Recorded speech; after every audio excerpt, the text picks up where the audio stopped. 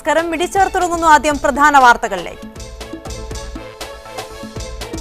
നിലമ്പൂരിൽ മാവോയിസ്റ്റുകൾ യോഗം ചേരുന്നതെന്ന് കരുതുന്ന ദൃശ്യങ്ങൾ പുറത്ത്. ദൃശ്യങ്ങൾ മാവോയിസ്റ്റുകളുടേതെന്ന് പോലീസ്. പതാക ഉയർത്തുന്നതും പ്രസംഗിക്കുന്നതും വീഡിയോയിൽ.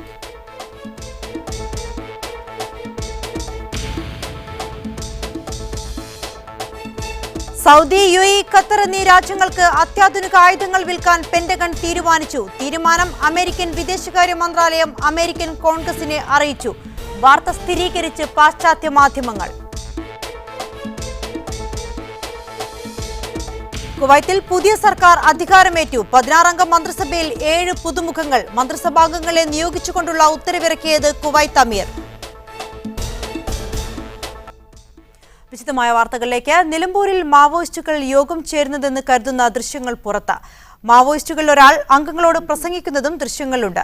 പതാക ദിനത്തിൽ മാവോയിസ്റ്റുകൾ നടത്തിയ പരിപാടിയുടേതാണ് ദൃശ്യങ്ങളെന്നും പോലീസ് അറിയിച്ചു.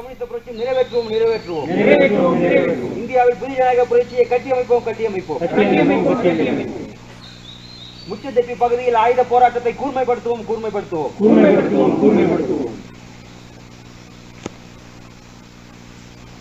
இந்தியாவில் புதிய ஜனநாயக புரட்சியை கட்டியமைப்போம். മുച്ചതെപ്പി പകുതിയിൽ ആയുധ പോരാട്ടത്തെ കൂർമ്മപ്പെടുത്തുவோம். വിവരങ്ങളുമായി മലപ്പുറത്തു നിന്നും സാജിദ് അജ്മലുണ്ട്. സാജിദ്, ദൃശ്യങ്ങളിൽ എന്തൊക്കെ കാര്യങ്ങളാണുള്ളത്? പോലീസ് തന്നെയാണോ ഇത്തരമൊരു ദൃശ്യം പുറത്തുവിട്ടിരിക്കുന്നത്? അഞ്ജിത, മാവോയിസ്റ്റുകൾ വനത്തിനകത്ത് ആയുധങ്ങളേന്തി യോഗം ചേരുന്ന ദൃശ്യങ്ങളാണ് ഇപ്പോൾ പുറത്തു വന്നിരിക്കുന്നത്. പോലീസ് പറയുന്നതനുസരിച്ച് നിലമ്പൂർ കാടിനുള്ളിലാണ് ഈ ദൃശ്യങ്ങൾ എന്നാണ് പോലീസ് പറയുന്നത്. എന്നാൽ നിലമ്പൂരിൽ വെച്ച് തന്നെയാണോ ഇത്തരമൊരു പരിപാടി നടന്നത് എന്നത് സംബന്ധിച്ച് കൃത്യമായ ഒരു തെളിവൊന്നും ഇതുവരെ ലഭിച്ചിട്ടില്ല. നേരത്തെ രക്തസാക്ഷി ദിനത്തിൽ മാവോയിസ്റ്റുകൾ നടത്തിയ പരിപാടിയുടെ ചിത്രങ്ങൾ മാധ്യമപ്രവർത്തകർക്ക് മാവോയിസ്റ്റുകൾ കൈമാറുകയും ഇത് പ്രസിദ്ധീകരിക്കുകയും ചെയ്തിരുന്നു. ഈ ചിത്രങ്ങളിലും യൂണിഫോം അണിഞ്ഞ മാവോയിസ്റ്റുകൾ തോക്കുകളേന്തി നിൽക്കുന്ന ചിത്രങ്ങളാണ് നേരത്തെ പുറത്തു വന്നിരുന്നത്. ഇതിന് സമാനമായ രൂപത്തിലുള്ള ഒരു ദൃശ്യങ്ങളാണ് ഇപ്പോൾ പുറത്തു വന്നിരിക്കുന്നത്. ഇവരുടെ പതാക ദിനത്തോടനുബന്ധിച്ച് പതാക ഉയർത്തിയ ശേഷം മാവോയിസ്റ്റ് നേതാവ് പ്രസംഗിക്കുന്നതിനും ഇപ്പോൾ നേരത്തെ നമ്മൾ ദൃശ്യങ്ങൾ കണ്ടതുപോലെ ഒരു പ്രതിജ്ഞ എടുക്കുന്ന രൂപത്തിലുള്ള കാര്യങ്ങളുമാണ് ഈ പോലീസ് പുറത്തുവിട്ട ഈ ദൃശ്യങ്ങളിൽ ഉള്ളത്. ഈ പ്രസംഗിക്കുന്നത് വിക്രം ഗൌഡയാണ് എന്നാണ് സംശയിക്കുന്നത്. അതുപോലെ തന്നെ ഇതിൽ ഭരണകൂടത്തിനെതിരെ സായുധമായി നേരിടണം, ആയുധ പോരാട്ടം നടത്തണം എന്ന രൂപത്തിലുള്ള കാര്യങ്ങളാണ് ഈ പ്രസംഗത്തിലും അതുപോലെ തന്നെ അവരുടെ പ്രതിജ്ഞയിലും ഉള്ളത്. കൂടാതെ വനം വകുപ്പ് ഉദ്യോഗസ്ഥനെ തട്ടിക്കൊണ്ട് പോകും എന്ന ഭീഷണി ഉള്ളതായും പോലീസ് പറയുന്നു. സാജിദ്, നിലമ്പൂരിലെ ഏറ്റുമുട്ടലിനെ സാധൂകരിക്കുന്ന രീതിയിലേക്കുള്ള ഒരു കാര്യമാണോ പോലീസ് ഈ ദൃശ്യങ്ങൾ പുറത്തുവിട്ടുന്നതിലൂടെ നടത്തുന്നത്? അഞ്ജിത, ഇത് കൃത്യമായി പറഞ്ഞാൽ കഴിഞ്ഞ ദിവസം ചില മാധ്യമങ്ങൾ ഒരു ടൈം ടേബിൾ, മാവോയിസ്റ്റുകൾ ഒരു ടൈം ടേബിൾ ഉപയോഗിക്കുന്ന ഒരു ടൈം ടേബിൾ എന്ന് പറഞ്ഞ് പുറത്തുവിട്ടിരുന്നു. ഇതനുസരിച്ച് അവർ ആയുധ പരിശീലനം നടത്തുന്നതിന് തെളിവാണ് എന്നാണ് പറഞ്ഞിരുന്നത്. എന്നാൽ നേരത്തെ തന്നെ മാവോയിസ്റ്റുകൾ ആയുധ പരിശീലനം നടത്തുന്നുണ്ട് എന്ന് മാവോയിസ്റ്റുകൾ തന്നെ സമ്മതിക്കുന്ന ചില കാര്യങ്ങളായിരുന്നു. ഇപ്പോൾ പോലീസ് ചില കാര്യങ്ങൾ മാധ്യമങ്ങൾ മുഖേന പൊതുജനങ്ങളിൽ എത്തിക്കാനുള്ളൊരു ശ്രമം നടക്കുന്നതായാണ് ഇതിനെ മനസ്സിലാക്കുന്നത്. കഴിഞ്ഞ ദിവസം ഒരു ടൈം ടേബിൾ പുറത്തുവിടുകയും ഇന്ന് ചില ദൃശ്യങ്ങൾ, ഇതിൽ ആയുധ പരിശീലനം നടത്തുന്ന കാര്യങ്ങളല്ല ഉള്ളത്, മറിച്ച് ആയുധങ്ങൾ ഏന്തിയ മാവോയിസ്റ്റുകൾ പതാക ദിനത്തിൽ നടത്തിയ പരിപാടിയുടെ ദൃശ്യങ്ങളാണ്. ഇതിന് സമാനമായ ചിത്രങ്ങൾ കഴിഞ്ഞ ദിവസങ്ങൾ നമ്മൾ ഉൾപ്പെടെയുള്ള മാധ്യമങ്ങൾ നൽകിയിരുന്നു. ഈ ചിത്രങ്ങൾ മാവോയിസ്റ്റുകൾ തന്നെയാണ് ഇതിന് മാസങ്ങൾക്ക് മുൻപ് മാധ്യമപ്രവർത്തകർക്ക് കൈമാറിയത്. എന്തായാലും പോലീസും മാവോയിസ്റ്റുകളും തമ്മിൽ ഒരു ഏറ്റുമുട്ടൽ നടന്നിട്ടില്ല എന്ന തരത്തിലുള്ള ചില വാദഗതികൾ മനുഷ്യാവകാശ പ്രവർത്തകർ ഉന്നയിക്കുന്ന ഒരു പശ്ചാത്തലത്തിൽ കൂടിയാണ് ഇത്തരം ഒരു ദൃശ്യങ്ങൾ പുറത്തുവിട്ടിരിക്കുന്നത്. ഇനി വരും ദിവസങ്ങളിൽ ഇത് സംബന്ധിച്ച് എന്തെല്ലാം കാര്യങ്ങൾ പുറത്തു വരുമെന്ന് കണ്ടറിയേണ്ടതുണ്ട്. അഞ്ജിത. ശരി സാജിദ്. നിലമ്പൂരിൽ മാവോയിസ്റ്റുകൾ യോഗം ചേരുന്നതെന്ന് കരുതുന്ന ദൃശ്യങ്ങൾ പുറത്ത്. മാവോയിസ്റ്റുകളിൽ ഒരാൾ അംഗങ്ങളോട് പ്രസംഗിക്കുന്നതും ദൃശ്യങ്ങളുണ്ട്. പതാക ദിനത്തിൽ മാവോയിസ്റ്റുകൾ നടത്തിയ പരിപാടിയുടേതാണ് ദൃശ്യങ്ങളെന്നും പോലീസ് അറിയിച്ചു.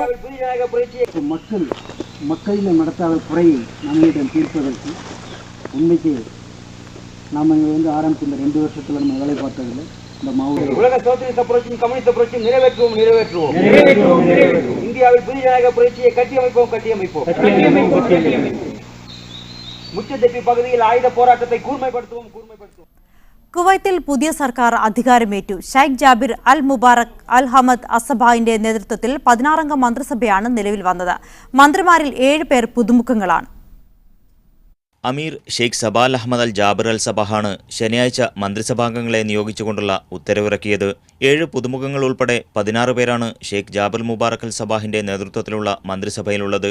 ഷെയ്ഖ് സബാൽ ഖാലിദ് അൽ സബാഹ്, ഷെയ്ഖ് മുഹമ്മദ് അൽ ഖാലിദ് അൽ Sabah, Sheikh Khalid Al Jarrah Al Sabah, Anas അൽ സ്വാലിഹ്, ഷെയ്ഖ് സൽമാൻ അൽ ഹമൂദ് അൽ സബാഹ്, ഷെയ്ഖ് മുഹമ്മദ് അബ്ദുള്ള അൽ സബാഹ്, ഹിന്ദ് അൽ സബീഹ്, യാസിർ അൽ അബൽ എന്നിവരാണ് മന്ത്രിസ്ഥാനം നിലനിർത്തിയത്.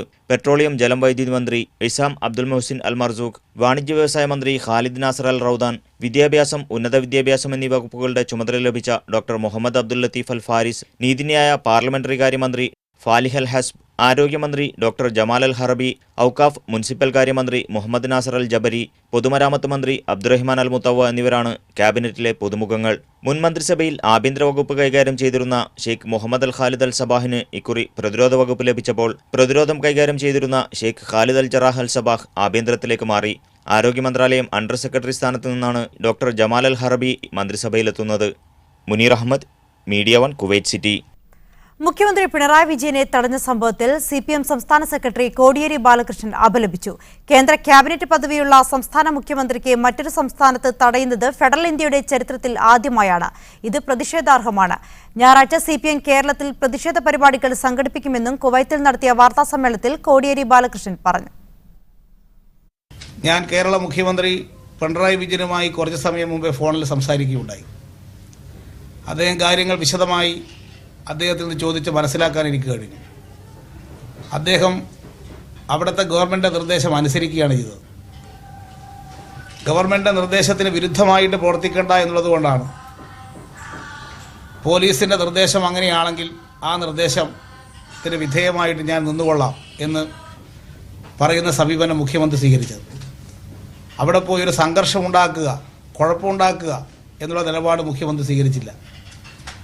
ഇത് അങ്ങേയറ്റം ജനാധിപത്യപരമായ ഒരു സമീപനം, ഒരു പ്രശ്നം ഒഴിവാക്കണമെന്നുള്ളത് കൊണ്ടാണ് മുഖ്യമന്ത്രി സംഭവ സ്ഥലത്തേക്ക് നിർദ്ദേശത്തെ അവഗണിച്ചുകൊണ്ട് അവിടെ പോകുന്ന സമീപനം സ്വീകരിക്കാതിരുന്നത്. അത്തരത്തിലുള്ള ഒരു നിലപാട് ഇന്നുണ്ടായത് ഇന്ത്യയുടെ ജനാധിപത്യത്തിനെതിരായിട്ടുള്ള ഏറ്റവും കടുത്തൊരു വെല്ലുവിളിയാണ്. അതിൽ ശക്തമായിട്ടുള്ള പ്രതിഷേധം ഇവിടെയുള്ള ഇന്ത്യയിലെ മാധ്യമ പ്രവർത്തകന്മാർ വഴി ഇന്ത്യയിലെ ജനങ്ങളെ, ഇവിടെ വെച്ച് പ്രത്യേകിച്ച് കേരളത്തിലെ ജനങ്ങളെ അറിയിക്കണം എന്നതുകൊണ്ടാണ് ഞാൻ ആദ്യമായി ഇത്തരത്തിലൊരു പ്രതികരണം നടത്താൻ തയ്യാറായിട്ടുള്ളത്. കുവൈത്തിൽ നിന്ന് കൂടുതൽ വിവരങ്ങളുമായി മുനീർ അഹമ്മദ് ചേരുകയാണ്. മുനീർ, കോടിയേരി ബാലകൃഷ്ണൻ നടത്തിയ വാർത്താസമ്മേളനത്തിന്റെ വിവരങ്ങൾ എന്തൊക്കെയാണ്? അഞ്ജിത, അല്പം മുമ്പ് നടത്തിയ വാർത്താ സമ്മേളനത്തിലാണ് CPM സംസ്ഥാന സെക്രട്ടറി കോടിയേരി ബാലകൃഷ്ണൻ ഭോപ്പാൽ സംഭവത്തെ ശക്തമായ ഭാഷയിൽ അപലപിച്ചത്. ഭോപ്പാലിലുണ്ടായത് RSSന്റെ അസഹിഷ്ണുതയുടെ പ്രതിഫലനമാണെന്ന് അദ്ദേഹം പറഞ്ഞു. ഇത് ഫാസിസ്റ്റാണ്. ഇന്ത്യയെ പോലുള്ള ഒരു ഫെഡറൽ രാജ്യത്ത് ഒരു സംസ്ഥാന മുഖ്യമന്ത്രിയെ, അതും കേന്ദ്ര ക്യാബിനറ്റ് പദവിയുള്ള ഒരു സംസ്ഥാന മുഖ്യമന്ത്രിയെ മറ്റൊരു സംസ്ഥാനത്ത് പരിപാടിയിൽ പങ്കെടുക്കാൻ അനുവദിക്കാത്ത അവസ്ഥ ഉണ്ടായിരിക്കുന്നത് ഈ കാര്യത്തിൽ കേന്ദ്രം നിലപാട് വ്യക്തമാക്കണം, പ്രധാനമന്ത്രി നരേന്ദ്രമോദി പ്രതികരിക്കണം എന്നും അദ്ദേഹം പറഞ്ഞു. ഭോപ്പാലിൽ പ്രവർത്തിക്കുന്ന മലയാളി സംഘടനകൾ സംയുക്തമായി സംഘടിപ്പിച്ച പരിപാടിയിൽ പങ്കെടുക്കാനാണ് മുഖ്യമന്ത്രി അങ്ങോട്ട് പോയത്. അവിടെ RSS കേന്ദ്രയെ തടയാൻ നിൽക്കുന്നു എന്ന കാരണം പറഞ്ഞാണ് പോലീസ് അദ്ദേഹത്തെ തടഞ്ഞത്. ഈ സംഭവത്തിൽ ഭോപ്പാൽ മുഖ്യമന്ത്രിയുടെ ഭാഗത്തു നിന്ന് വലിയ വീഴ്ചയാണ് ഉണ്ടായത്.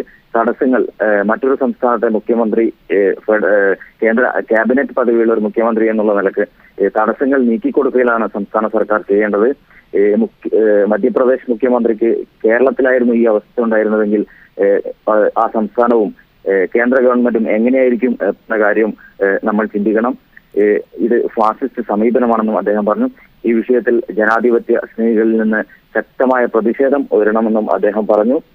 നാളെ ഞായറാഴ്ച കേരളത്തിലും ഇന്ത്യയിലൊട്ടുക്കും CPMന്റെ നേതൃത്വത്തിൽ പ്രതിഷേധ പരിപാടികളും സംഘടിപ്പിക്കുമെന്നും അദ്ദേഹം വ്യക്തമാക്കി. അഞ്ജിത. മുഖ്യമന്ത്രി പിണറായി വിജയനെ തടഞ്ഞ സംഭവത്തിൽ CPM സംസ്ഥാന സെക്രട്ടറി കോടിയേരി ബാലകൃഷ്ണൻ അപലപിച്ചിരിക്കുന്നു. വിവരങ്ങളാണ് മുനീർ അഹമ്മദ് നൽകിയത്. പ്രവാസികാര്യ വകുപ്പിന്റെ പ്രവർത്തനങ്ങൾക്ക് തുരങ്കം വെക്കുന്ന നടപടികളാണ് പിണറായി സർക്കാർ സ്വീകരിക്കുന്നതെന്ന് പ്രതിപക്ഷ നേതാവ് രമേശ് ചെന്നിത്തല. ഏറെ പ്രതീക്ഷയോടെ UDF ആവിഷ്കരിച്ച NRI കമ്മീഷന്റെ തുടർ നടപടികളും നിശ്ചലമാണെന്ന് അദ്ദേഹം കുറ്റപ്പെടുത്തി. പിണറായി സർക്കാരിന് ചുവടെ നോർക്ക വകുപ്പിന്റെ പ്രവർത്തനങ്ങൾ ഏറെക്കുറെ നിലച്ച സാഹചര്യമാണുള്ളതെന്ന് ദുബൈയിൽ മാധ്യമപ്രവർത്തകർക്ക് മുമ്പാകെ ചെന്നിത്തല വ്യക്തമാക്കി. പ്രവാസികാര്യ വകുപ്പ് പിരിച്ചുവിട്ട മോദി സർക്കാരിന്റെ അതേ രീതി തന്നെയാണ് ഇടതു സർക്കാരും പിന്തുടരുന്നതെന്നും ചെന്നിത്തല കുറ്റപ്പെടുത്തി. സംസ്ഥാന ഗവൺമെന്റും ഏതാണ്ട് പ്രവാസി വകുപ്പ് നിർത്തലാക്കിയ മട്ടിലാണ് കാര്യങ്ങൾ പോകുന്നത്. പ്രവാസി വകുപ്പിന്റെ പ്രവർത്തനം മുഴുവൻ അവതാളത്തിലായിരിക്കുകയാണ് കേരളത്തിൽ. NRI കമ്മീഷന്റെ തുടർ നടപടികൾ നിലച്ചത് പ്രവാസി താൽപര്യങ്ങളെ പ്രതികൂലമായി ബാധിക്കുമെന്നും അദ്ദേഹം ചൂണ്ടിക്കാട്ടി. പ്രവാസികളായിട്ടുള്ള ആളുകൾ നാട്ടിൽ വരുമ്പോൾ അവർക്കുണ്ടാകുന്ന പ്രശ്നങ്ങൾ, അല്ലെങ്കിൽ നാട്ടിലുള്ള അവരുടെ സ്വത്തുവകകൾ ഉൾപ്പെടെയുള്ളവ നേരിടുന്ന പ്രശ്നങ്ങൾ, ഇതെല്ലാം കമ്മീഷന് ഒരു കോസി ജുഡീഷ്യൽ ബോഡി എന്നുള്ള നിലയിൽ കമ്മീഷന് നടപടികൾ സ്വീകരിക്കാൻ കഴിയുന്നതാണ്. ദൗർഭാഗ്യവശാൽ കഴിഞ്ഞ 6 മാസമായി കമ്മീഷന്റെ പ്രവർത്തനം ഒരു ഇഞ്ച് മുന്നോട്ട് പോയിട്ടില്ല. ഏറെ തിരക്കുള്ള മുഖ്യമന്ത്രി തന്നെ പ്രവാസി വകുപ്പും ഏറ്റെടുത്തത് ഫലത്തിൽ ലക്ഷക്കണക്കിന് പ്രവാസികൾക്ക് വിനയായി മാറിയിരിക്കുകയാണെന്നും ചെന്നിത്തല ആരോപിച്ചു. പ്രവാസി വിഷയങ്ങളിൽ അടിയന്തര നടപടിക്ക് ഇനിയെങ്കിലും സംസ്ഥാന സർക്കാർ ഉണർന്നു പ്രവർത്തിക്കണമെന്നും പ്രതിപക്ഷ നേതാവ് ആവശ്യപ്പെട്ടു. Media 1 Dubai. നോട്ട് നിരോധനം കാരണം ഇന്ത്യ രാജ്യം വളരെയധികം ദാരിദ്ര്യത്തിലും കഷ്ടപ്പാടിലുമാണെന്നും അതിനാൽ കേന്ദ്ര സർക്കാർ പുനർവിചിന്തനത്തിന് തയ്യാറാകണമെന്നും കാന്തപുരം AP അബൂബക്കർ മുസ്ലിയാർ. ഒമാനിൽ ഹ്രസ്വ സന്ദർശനത്തിനെത്തിയ കാന്തപുരം മസ്കത്തിൽ വാർത്താസമ്മേളനത്തിൽ സംസാരിക്കുകയായിരുന്നു. മുന്നറിയിപ്പില്ലാതെ ഇന്ത്യൻ സർക്കാർ നോട്ട് പിൻവലിച്ചത് സാധാരണക്കാരായ ജനങ്ങളുടെ ജീവിതം ദുരിതത്തിലാക്കിയെന്ന് കാന്തപുരം AP അബൂബക്കർ മുസ്ലിയാർ. രേഖയുള്ള പണം ബാങ്കിൽ നിക്ഷേപിക്കാനും ഇത് ഇഷ്ടാനുസരണം പിൻവലിക്കാനുമുള്ള സാഹചര്യം സൃഷ്ടിച്ചതിന് ശേഷമായിരുന്നു സർക്കാർ ഇത്തരം പദ്ധതികൾ കൊണ്ടുവരേണ്ടിയിരുന്നത്. കള്ളപ്പണം അല്ലാത്ത പണം രേഖാമൂലമുള്ളത് ബാങ്കിൽ കൊണ്ടുപോയി നിക്ഷേപിക്കാനും അത് ഇഷ്ടാനുസരണം അവകാശപ്പെട്ട കാശ് പിൻവലിക്കാനുമുള്ള ഒരു സാഹചര്യം സൃഷ്ടിച്ചതിൻ്റെ ശേഷമായിരുന്നു ഗവൺമെന്റ് ഇങ്ങനെ ഒരു പദ്ധതി കൊണ്ടുവരേണ്ടത്. ഏക സിവിൽ കോഡ് എന്ന് പറഞ്ഞാൽ വർഗീയതയാണ്. ഈ വർഗീയതയ്ക്കെതിരായി ഇവിടുത്തെ മനുഷ്യരെല്ലാം യോജിക്കണം. അതുകൊണ്ട് ഹിന്ദു സംസ്കാരം മുസ്ലിങ്ങൾ സ്വീകരിക്കണമോ മുസ്ലിം സംസ്കാരം ഹിന്ദുക്കൾ സ്വീകരിക്കണമെന്നോ ഇല്ല. കേരളത്തിലെ മുജാഹിദുകളുടെ ലയനത്തിന് പിന്നിലുള്ള ഒളിയ അജണ്ടകൾ കേരളീയ സമൂഹത്തിന് നന്നായി ബോധ്യമുണ്ട്. ഭീകരവാദത്തിന്റെ ഉത്ഭവം സലഫിസത്തിൽ നിന്നാണെന്ന് കണ്ടുപിടിക്കുകയും ലോകമൊട്ടാകെ ചർച്ച ചെയ്യപ്പെടുകയും ചെയ്യുന്ന സാഹചര്യത്തിൽ പെട്ടെന്ന് അവർക്ക് യോജിക്കുകയല്ലാതെ നിർവാഹമില്ലാതായി. അതല്ലാതെ ഒരു പുതിയ കാരണവും ഇപ്പോഴുണ്ടാകില്ല എന്നും കാന്തപുരം പറഞ്ഞു. Media 1 Muscat. സാമ്പത്തിക മാന്ദ്യം സൗദി വാഹന വിപണിയിലും പ്രതിഫലിക്കുന്നു. കഴിഞ്ഞ വർഷത്തെ അപേക്ഷിച്ച് വാഹന വിൽപ്പനയിൽ 25% കുറവാണ് രേഖപ്പെടുത്തിയത്. ഇതോടെ വാഹനങ്ങളുടെ വില കുറച്ച് കാർ വിൽപ്പന ഏജൻസികളും വാഹന പണമിടപാട് സ്ഥാപനങ്ങളും മത്സരം കടുപ്പിച്ചു. ഉപഭോക്താക്കളെ ആകർഷിക്കാനായി പ്രത്യേകം ഓഫറുകളും വിലക്കിഴിവുകളുമായാണ് വാഹന ഏജൻസികളും മറ്റും രംഗത്തെത്തിയത്. അതോടൊപ്പം തവണ വ്യവസ്ഥയിൽ പണമടച്ച് വാഹനം സ്വന്തമാക്കാൻ നിരവധി ആകർഷണീയമായ കിഴിവുകളും കമ്പനികൾ പ്രഖ്യാപിച്ചിട്ടുണ്ട്. ഗ്യാരണ്ടിയോടുകൂടിയ മെയിന്റനൻസ് കാലാവധി 5 വർഷമായി ഉയർത്തുകയും ആദ്യ തവണ അടയ്ക്കേണ്ട ഗഡു കാലാവധി ദീർഘിപ്പിച്ചു നൽകിയും ചില വാഹന ഏജൻസികൾ മത്സരം കടുപ്പിച്ചു. പൊതുവെയുള്ള സാമ്പത്തിക മാന്ദ്യമാണ് വാഹനങ്ങളുടെ വിലയിടിവ് അടക്കമുള്ള കിടമത്സരങ്ങൾക്ക് കാരണം. അതോടൊപ്പം സർക്കാർ ജീവനക്കാരുടെ ആനുകൂല്യങ്ങൾ വെട്ടിക്കുറച്ചതും വിപണിയെ ബാധിച്ചിട്ടുണ്ടെന്ന് പ്രമുഖ കമ്പനി മേധാവി പറഞ്ഞു. എന്നാൽ വാഹനങ്ങൾ വാങ്ങുന്നതിന് വായ്പ അനുവദിക്കുന്ന ഫൈനാൻസ് സ്ഥാപനങ്ങൾ അവരുടെ വാർഷിക ടാർഗറ്റ് തികയ്ക്കാനുള്ള നെട്ടോട്ടത്തിലാണ്. ഉപഭോക്താക്കളെ ആകർഷിക്കാനായി നിരവധി ഇളവുകളാണ് പ്രഖ്യാപിച്ചിട്ടുള്ളത്. വാഹന വിപണിയിൽ പുതിയ 2017 മോഡൽ വാഹനങ്ങൾ എത്തിക്കൊണ്ടിരിക്കെ കാർ ഏജൻസികളുമായി കരാറിലേർപ്പെട്ട് ആകർഷകമായ ഇളവുകൾ നൽകിയാണ് പണമിടപാട് സ്ഥാപനങ്ങൾ വിപണി സജീവമാക്കുന്നത്. ഇതിനായി തവണ വ്യവസ്ഥകളിൽ വൻ കിഴിവുകളാണ് നൽകുന്നത്. സാമ്പത്തിക മാന്ദ്യം കാരണം വാങ്ങൽ ശേഷി കുറഞ്ഞതും അന്താരാഷ്ട്ര തലത്തിൽ വാഹനവില കുറഞ്ഞതുമെല്ലാം വിപണിയെ പ്രതികൂലമായി ബാധിച്ചിട്ടുണ്ട്. Media 1 Jeddah. പ്രവാസ ലോകത്തെ കോൺഗ്രസ് ഗ്രൂപ്പ് വഴക്കിന് ശക്തി പകർന്ന് ഷാർജ ഇന്ത്യൻ അസോസിയേഷൻ തെരഞ്ഞെടുപ്പ് ഡിസംബർ 16-ന്. ഏറെക്കാലമായി അസോസിയേഷൻ സാരഥ്യം വഹിക്കുന്ന അഡ്വക്കേറ്റ് YA റഹീമിന്റെ നേതൃത്വത്തിലുള്ള മുന്നണിയെ പിന്തുണയ്ക്കില്ലെന്ന് പ്രവാസി കോൺഗ്രസ് സംഘടനയായ ഇൻകാസ് നേതൃത്വം വ്യക്തമാക്കി. യുഎയിലെ കോൺഗ്രസ് അനുഭാവി നേതാക്കളിൽ പ്രമുഖനാണ് advocate Y A Rahim. Indian association president സ്ഥാനം വഹിക്കുന്ന റഹീമിന്റെ നേതൃത്വത്തിലുള്ള ജനാധിപത്യ മതേതര മുന്നണിയാണ് മത്സരരംഗത്തുള്ള പ്രമുഖ വിഭാഗം. ഇടതു കൂട്ടായ്മയായ മാസും ഇതിന്റെ ഭാഗമാണ്. എന്നാൽ കോൺഗ്രസുകാരനായ കെ ബാലകൃഷ്ണൻ നേതൃത്വം നൽകുന്ന മറുവിഭാഗത്തിനായിരിക്കും തങ്ങളുടെ പിന്തുണയെന്ന് ഇൻകാസ് പ്രസിഡന്റ് മഹാദേവനും ജനറൽ സെക്രട്ടറി പുന്നക്കൻ മുഹമ്മദ് അലിയും വ്യക്തമാക്കി. പാർട്ടി അച്ചടക്കം പാലിച്ച്, സംഘടനാ അച്ചടക്കം പാലിച്ച് ഇൻകാസിൻ്റെ പിന്തുണയോടുകൂടി മത്സരിക്കുന്ന ഒരു പാനൽ അവിടെ ഉണ്ട്. അത് കെ ബാലകൃഷ്ണൻ നേതൃത്വം നൽകുന്ന പാനലാണ്. ആ പാനലിനാണ് ഇൻകാസ് UAE കമ്മിറ്റിയുടെ പിന്തുണയുള്ളത്. പ്രതിപക്ഷ നേതാവ് രമേശ് ചെന്നിത്തലയുടെ അറിവോടെയാണ് ഇൻകാസിന്റെ പ്രതികരണം. എന്നാൽ പതിറ്റാണ്ടുകളായി കോൺഗ്രസ് പാരമ്പര്യമുള്ള തന്നെ പിന്തുണയ്ക്കാത്ത ഇൻകാസ് നടപടിയെ അഡ്വക്കേറ്റ് വൈ എ റഹീം വിമർശിച്ചു. കോൺഗ്രസ് അനുഭാവികളായ എല്ലാവരുടെയും പിന്തുണ തനിക്കു തന്നെ ലഭിക്കുമെന്നും അദ്ദേഹം പ്രതികരിച്ചു. ഭിന്നതകൾ മാറ്റിവെച്ച് ഗൾഫിൽ കോൺഗ്രസ് അനുഭാവികളെ ഒരുമിച്ച് നിർത്താനുള്ള പാർട്ടി നീക്കം കൂടിയാണ് ഇതോടെ തകരുന്നത്. Media 1, Dubai. Jeddah international Indian school സംഘടിപ്പിച്ച വിദ്യാഭ്യാസ പ്രദർശനം സമാപിച്ചു. കാഴ്ചയുടെ വിസ്മയമൊരുക്കി എംബസി സ്കൂൾ ബോയ്സ് സെക്ഷനിൽ നടന്ന എഡെക്സ് 2016 പ്രദർശനം കാണാൻ നിരവധി പേരാണ് എത്തിയത്. Indian consul general Muhammad Noor ഷെയ്ഖും Saudi foreign education director Salih Al ഖാമിദിയും സംയുക്തമായാണ് ദ്വിദിന പ്രദർശനം ഉദ്ഘാടനം ചെയ്തത്. 50ഓളം ക്ലാസുകളിലായി ഒരുക്കിയ പ്രദർശനത്തിൽ ശാസ്ത്ര വിഷയങ്ങൾക്ക് പുറമെ വ്യത്യസ്ത മേഖലകളിലെ പുരോഗതികൾ കൂടി പ്രദർശിപ്പിച്ചിരുന്നു. എല്ലാ സബ്ജക്ട്സും, സയൻസ് മാത്രമല്ല, സോഷ്യൽ സയൻസ്, ഹിസ്റ്ററി, ജിയോഗ്രഫി മാത്രമല്ല, ലാംഗ്വേജസ്, അതുമാത്രമല്ല optical illusion, fire show, cultural programmes, പലതരത്തിലുള്ള കൾച്ചറൽ പ്രോഗ്രാംസ് എന്നിവ അടങ്ങുന്ന ഒരു 2 ദിവസത്തെ മെഗാ ഫെയറാണ് ഇവിടെ നടക്കുന്നത്. ഇന്ത്യയും സൗദിയും തമ്മിലുള്ള സാംസ്കാരിക വിനിമയവും ഭാഷാ വൈവിധ്യവും വിളിച്ചോതുന്നതായിരുന്നു ഓരോ സ്റ്റാളും. അന്തരിച്ച മുൻ മുഖ്യമന്ത്രി ജയലളിതയുടെ ഓർമ്മകൾ തമിഴ് വിദ്യാർത്ഥികൾ പങ്കുവച്ചപ്പോൾ കേരളത്തനിമയുള്ള വിവിധ കലാരൂപങ്ങളുമായാണ് മലയാളി വിദ്യാർത്ഥികൾ സ്റ്റാൾ ഒരുക്കിയത്. ഇന്ത്യയുടെ വൈവിധ്യവും സംസ്കാരവും പുതുതലമുറക്ക് അന്യമല്ലെന്ന് തെളിയിക്കുന്നതാണ് പ്രദർശനമെന്ന് കോൺസുൽ ജനറൽ പറഞ്ഞു.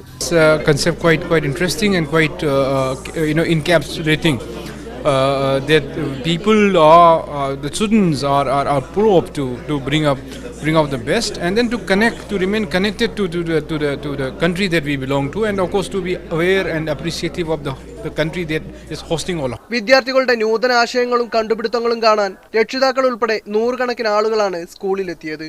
Rabeeh Muhammad, media 1, Jeddah. 15ാമത് സെൻട്രൽ ഇസ്ലാമിക് ഫെസ്റ്റിവലിന് ദുബായിൽ തുടക്കം. വിവിധ വിഭാഗങ്ങളിലായി ഏർപ്പെടുത്തിയ മത്സരങ്ങളിൽ നൂറുകണക്കിന് വിദ്യാർത്ഥികൾ മാറ്റുരച്ചു.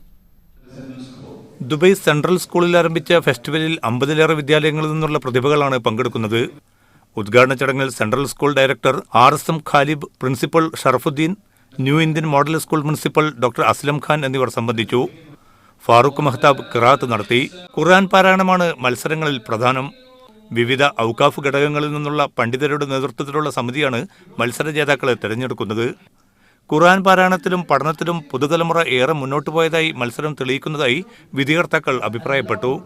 ചടങ്ങിൽ ജലാലുദ്ദീൻ ഷെയ്ഖ് നന്ദി പറഞ്ഞു. Media 1, Dubai.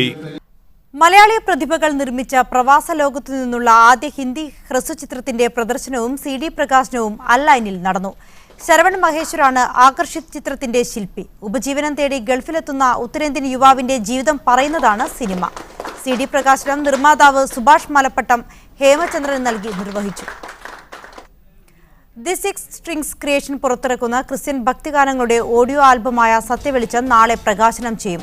ദുബായ് അൽ ഗുസൈസിലെ കൊക്കോറിവോ റെസ്റ്റോറന്റിൽ വൈകിട്ട് 7:30 നടക്കുന്ന ചടങ്ങിലാണ് പ്രകാശനം ചെയ്യുക. റോയ് ജോർജ് രചിച്ച വരികൾ രഘുപതി നാരായണൻ എന്നിവരാണ് സംഗീത സംവിധാനം നിർവഹിച്ചത്.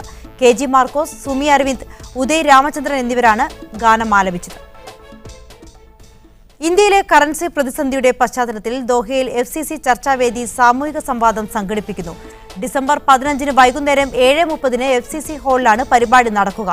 സാമ്പത്തിക വിദഗ്ധരുടെ സാമൂഹിക പ്രവർത്തകരും സംബന്ധിക്കുന്ന ചർച്ചയിൽ സദസ്യർക്കും പങ്കാളിത്തം നൽകുമെന്ന് സംഘാടകർ അറിയിച്ചു. ഇതോടെ മീഡിയ ചാവറയുടെ പൂർണ്ണമാകുന്നു. ഇനി സ്പെഷ്യൽ എഡിഷൻ പുനഃസംപ്രേഷണം കാണാം. Good night.